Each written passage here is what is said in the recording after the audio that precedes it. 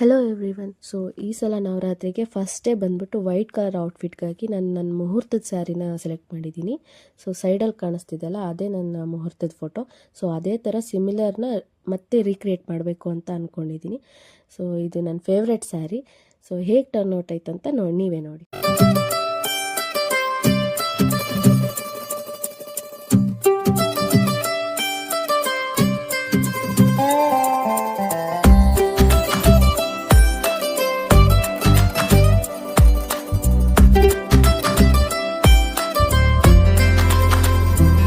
ಹೂವಿನ ಸಂತೆಗೆ ಬಂದಿರೋ ಗಾಳಿಗೆ ನಿನ್ನದೇ ಯೋಚನೆ, ನಿನ್ನದೇ ಯೋಚನೆ.